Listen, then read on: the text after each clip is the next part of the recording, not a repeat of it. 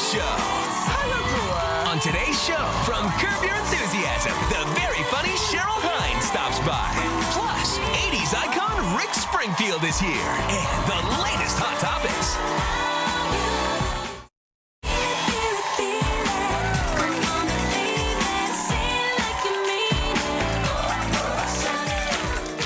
Next guest, everybody, is a Grammy Award-winning pop icon who made every woman wish that they were Jesse's girl. And in his juicy new memoir, Late, Late Night, he opens up about his battle with depression and dishes about his very promiscuous past. Please welcome Rick Springfield.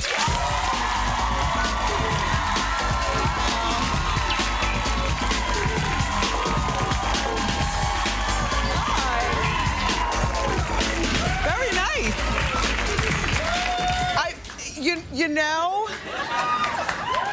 I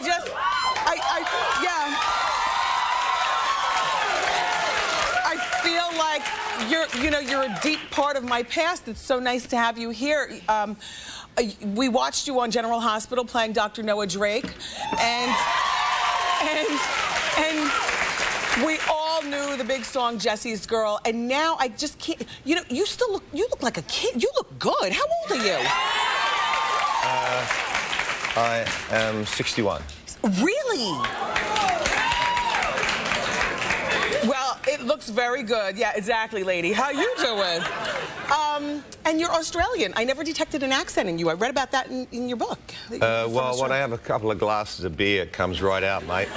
But yeah, when I started acting in 1975, no one had ever heard of Australia, so, you know, people used to ask me, how long did it take you to learn English? Yes. So it was before the shrimp on the Barbie days. Yes. Believe me. So I said the only way I'm going to be competitive is if I can have the accent and not have to, not have to think about it. So I went to a voice coach. But actually, in my book, I say that there's a much deeper psychological reason for that, but that was the initial reason. So growing up as a boy in Australia, you know, your mother and your father, I was also reading, I mean, this book really covers a lot of ground, from a failed suicide attempt in the shed, hanging yourself. He hung for about 20 seconds. And then the noose. The rope that the part I tied to the overhead beam unraveled. Thank God, and that's when you were 17. So by 23, you came to the United States, and then next thing you know, we see you on General Hospital. So it's good not to be dead, you know? I mean, it's good not to be dead. You speak a lot about depression in the book, but I don't see anything about drugs, the usual fare, the cocaine, the needles, and the pills and stuff. No, I was never a big druggie. I mean, acid was my my drug of choice for a while. I mean, I did that for a while. Artistically, I loved that because it took my head somewhere else, you know. Gotcha. And put it over on the table. And but I had a bad episode with that. And went off that completely. But, you know, I did grass for a little while. But I was so driven that if I started to get in the grip of something like alcohol or because I remember drinking whiskey for a while and going, you know what, this is not working for me. Yes. I was so driven that I stopped. I realized that wasn't a path for me. Drugs would not help me get where I wanted to go. So your depression, the basis of your depression, was it troubles at home or just insecurities about yourself? It started with puberty, and, you know, puberty is hell, and it's, other than dying, I think puberty is probably about as rough as it gets, and mine was particularly mean to me, and I also, may I say, have ADD, and I've completely forgotten what the question was. Well, I'll help you out. You know, I know there's pills for it, but I don't have them with me. Listen, landing a role at, what were you, about 31 when you landed the role on General Hospital? Yeah, I was about 30. Dr. Noah Drake was big on General Hospital, and along with that, that was great. And some of your co-stars we all still know, like Demi Moore was on at that time playing Jackie Templeton.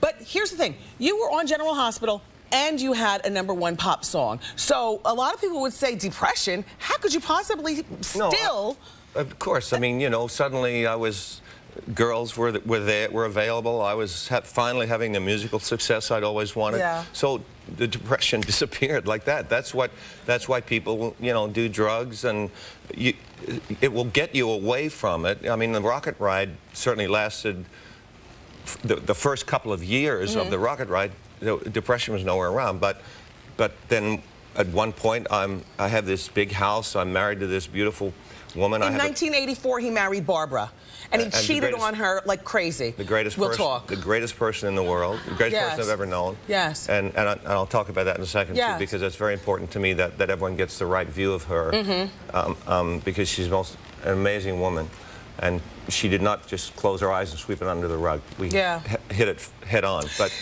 again, because of ADD, I've completely forgotten what you met her. She was a secretary. Wasn't I talking about something else, though? She was a secretary at one of the studios. Oh, depression. Yeah, so depression comes back. See? Where's my Adderall?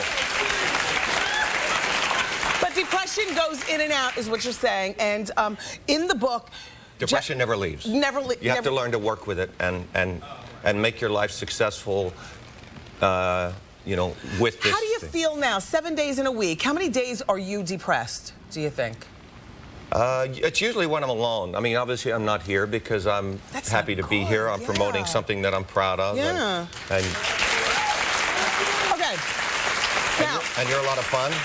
Thank you. And, you know, it's hard to be depressed when there's people sitting there clapping. Well, and honestly, when you get alone, which is why the book's called Late at Night, when you get alone is when all the darkness comes down, and that's when he talks to me. I refer to my depression as in the third person in this book, and it's Mr. D, and he is sitting over there right now saying, "You're talking too long, stupid." Before you go, I just want to encourage people to pick up the book. You know, in 1984 is when he married Barbara, and they're still married today, but you just stopped cheating on her in early 2000. Yeah, well, it's been a battle all through. How many affairs do you think you had? Oh, I don't remember, really. Barbara's a hell of a woman, and it was so nice to meet you. She's an amazing woman. And Thank you.